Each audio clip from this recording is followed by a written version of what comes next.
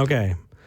Andrew in Ohio, thank you for waiting for so long. You're live with Eric and V. No How are you problem. doing? How are you guys doing? Thanks for taking my call. My Doing good. goodness, that audio quality is great. It's lovely. I like this already. All right, fantastic. What's up? Yeah, I just wanted to talk about what Jesus said.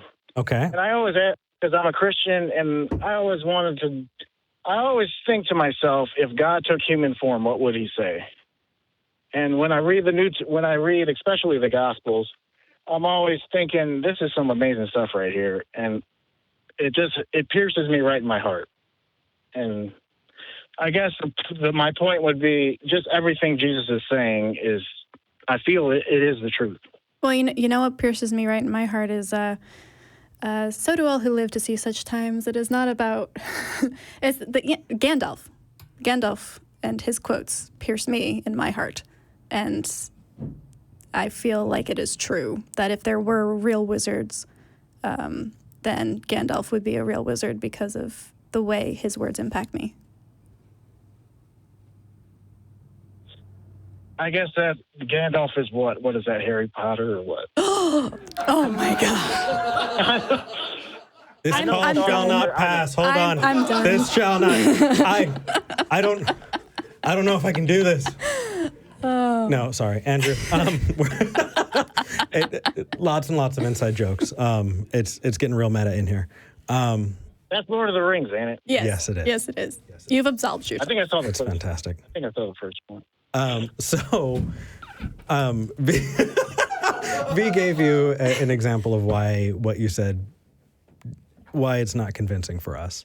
And I think that you've clearly shown that V's example of using exactly what you said wouldn't be convincing for you. Right? Because something touched my heart. This is the second call we've had like that today. Mm-hmm. Because something touched my heart does not mean that it is true. Because you can say that for other things that obviously are not true. And so if something can not reliably get you to truth and it's just a crapshoot, then is there any better reason for you to believe in God? Because that's not a really good one. Or at least it's not convincing to us. Is the goal to convince us that it's true? Well, I don't know what would convince you, because I don't think philosophy arguments are going to do it. And I don't think presupposition, I see that's really popular now. Oh, I know. Yep.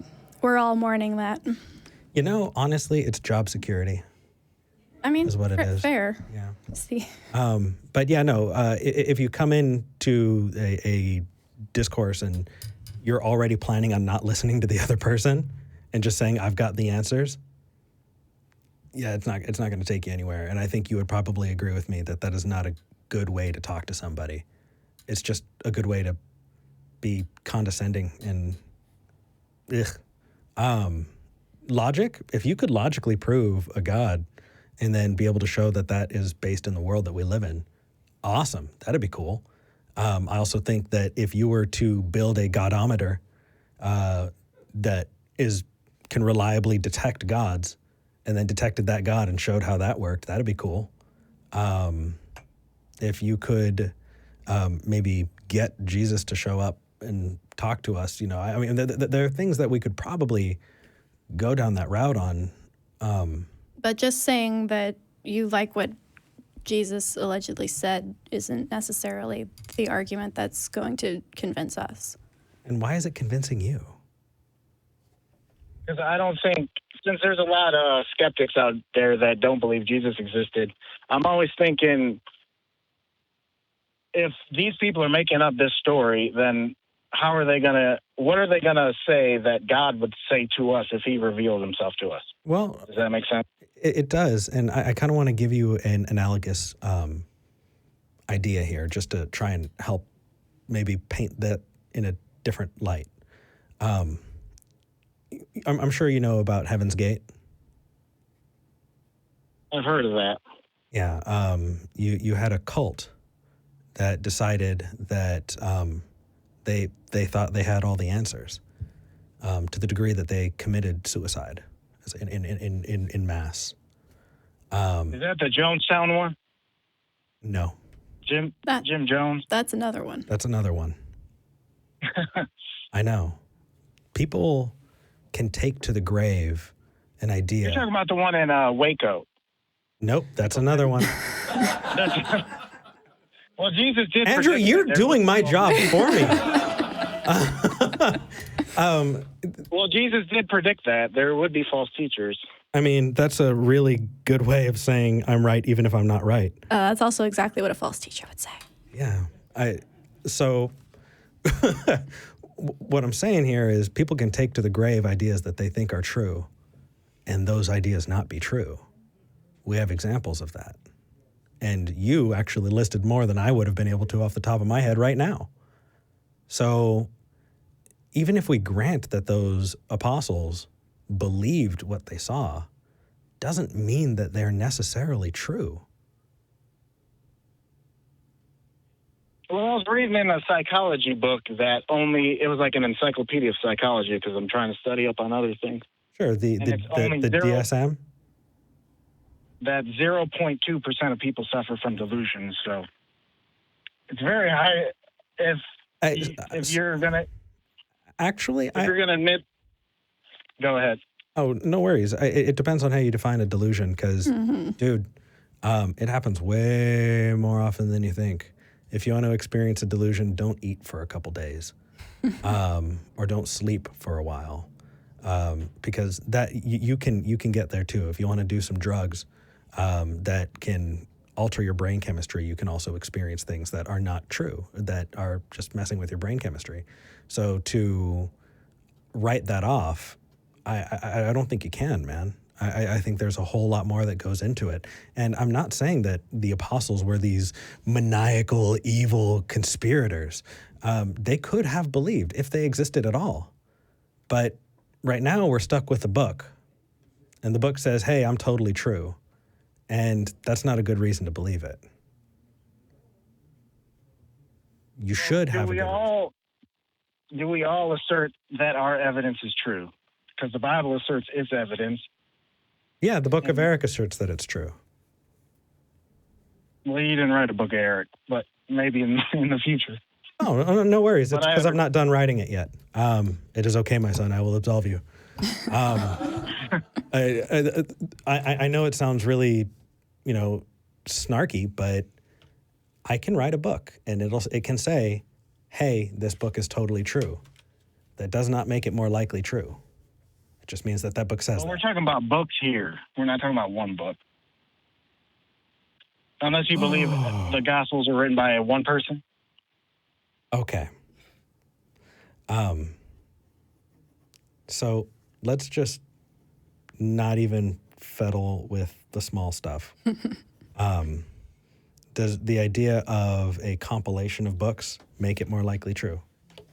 Yes. Is it more likely true even if you find out that compilation of books was selected for more than once?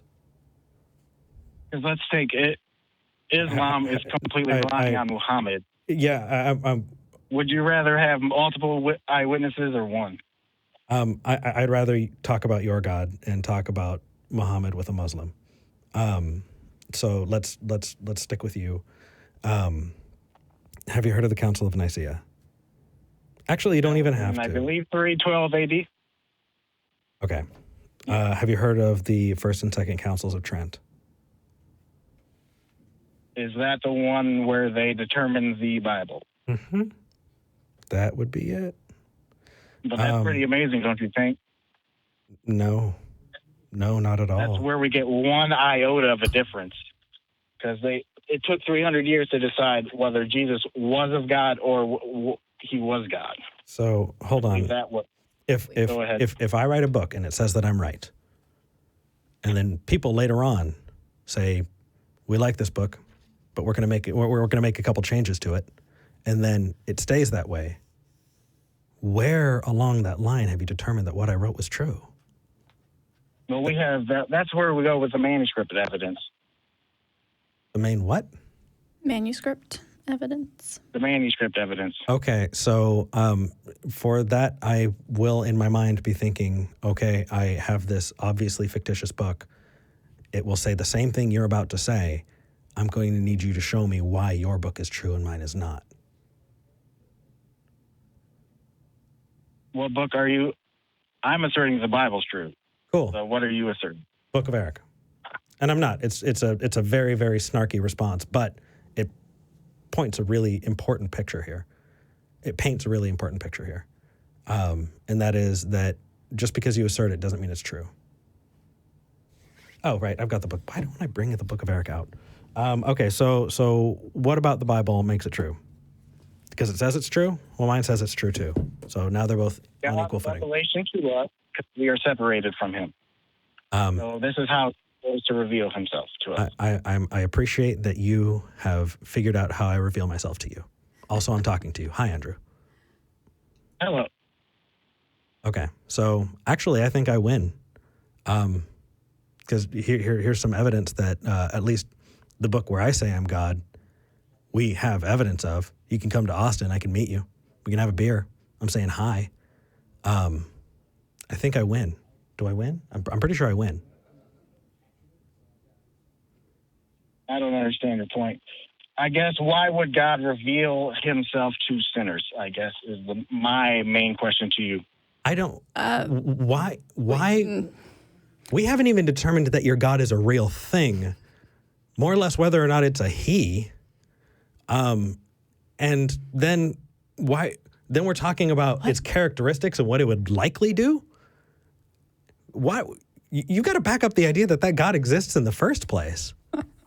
You're saying you're pointing to the Bible, and I'm saying, hey, cool, show me and tell me how you came to the conclusion that that's true. And I'm trying to use different tools to help show, okay, this might be a good tool or that might be a bad tool. You got to work with me a little bit, man. I know these are hard topics when we have not different really. views on the world. Actually, no. It just takes time, and it takes a dedication to wanting to know what is true and following the evidence wherever it takes you. Exactly. I agree. So, are you an atheist now? No. Oh, okay. That would have been too easy. Right. It would have been a Christmas present. Andrew, Yeah.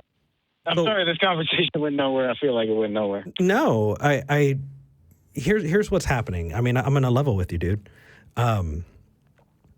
It is likely that someone is going to watch this video and say, I believe the Bible because it told me to. Right, there's a children's song, and I'm not going to sing it, or else I'm not going to get it out of my head. Thank you. It is now in my head, so you're welcome. Appreciate it. That's not a good reason. Because it speaks to me, because I found something meaningful in it, is not a good reason. Because it's old? Is it all meaningful? Is the whole story of this 1,500 years that it took for all these 66 books, is the story compatible with what we see in reality? No. Show me miracles. Captain Sullenberger, the Hudson River, he crashed a plane, everyone survived. So you're saying that a plane cannot crash where everyone survives?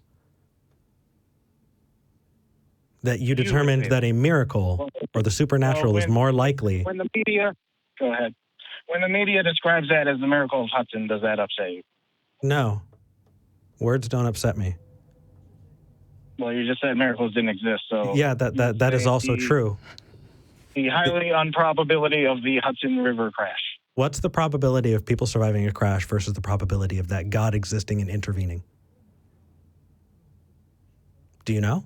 How did you make that judgment? Yeah, that would be an interesting calculation. Yeah. How highly likely is that God? What determines a miracle? What is life a miracle? That's what so, funny story. We leave it to the believer to tell us what a miracle is. My functioning idea of a miracle is something that is explained, something that we don't know that's explained by the supernatural. The supernatural being something that is not in this world, in this universe that we live in. And I see no reason to think that there's anything that where do I even start? I don't even know. Yeah. So what is a miracle? Well, are you defining it as something that's super cool? Because then I'll agree with you. Something with a low probability rate? Yeah, okay, fine. Things happen that have a low probability and still happen. Yeah, but I think you're trying to use that to point toward the intercessory nature of a God. And to do that, you need to determine how often that God intercedes. And show and maybe determine, hey, how do we know that God interceded here but didn't over there? Right? What does a false positive look like? Also, I could ask, why did they need to crash the plane in the Hudson in the first place if God was in charge of what was going on? Got into the engine, yeah. He had no engine power, and he had to crash. He couldn't make it to he couldn't make it back to Newark, and he couldn't make it to Teterboro in New Jersey. Well, yeah, I know the story. I know why, but my question is, why are we attributing just the fact that nobody got hurt or everyone survived to God and not the fact that the plane crashed to God?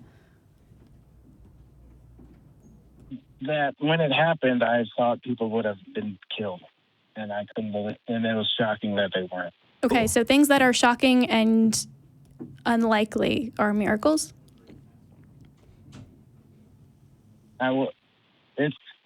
It makes you think. I agree that it's interesting. It's also incredible to see skilled people in their jobs do a good job. And I think that it takes away from the profession that person obviously is really damn good at to say, no. You weren't a good doctor and saved my family member's life. You weren't a good pilot and saved all of these people. You weren't a good police officer, first responder. No. It couldn't be that somebody actually had skills that they used to help others. No, it has to be a miracle. I think it cheapens the entire experience, Andrew. My little brother did CPR on a camp counselor this summer and helped save his life. And the reporting from his Christian camp / college was this kid and God saved this person's life. So no mention at all of the CPR. Well, no, it was CPR, but also God. For some reason, because CPR apparently by itself doesn't save people.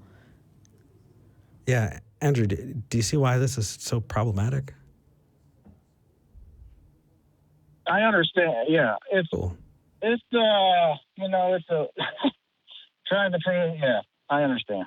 Rock on. Well, I'm glad you do, and I hope that that it helps, and I would love for you to take time and think about it, because if you were to call back and say, hey, you know what, I thought about it, and I'm no longer convinced by that, but this is something that I'm convinced by. Yeah.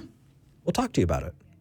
I don't want you to go through your life with bad tools, and I want to try and sharpen what you have and give you the best tools to understand the world around you that we can. I think it benefits you everywhere. Because something speaks to me, because I really believed it, because it's old, those are things that people can use to sell you snake oil. Those are things that people can use to hurt the ones you love, to take advantage of them. I don't want that to happen to you. So hopefully by showing you the flaws in it, you might at least insist on better evidence for yourself. Yeah, this has been a fun conversation. So. Cheers. I really enjoyed it. Awesome. Good. Have a good one, man. Thank you. Thanks for calling in, All right. Andrew. I'll see you next year. Yeah, new decade. It's going to be crazy. Yeah. Agreed. Happy New Year. Happy New Year. All right. Thank you. So Matt actually came up to the glass. Oh, my goodness, yes. And he brought me something, a little gift from the UK. It's the Inner Circle of Atheism. It's a real thing shirt. I need to wear this. It's beautiful. It's fantastic. Thank you. That is really, really cool. I like this a lot. I'm not going to strip on stream, but I am going to wear this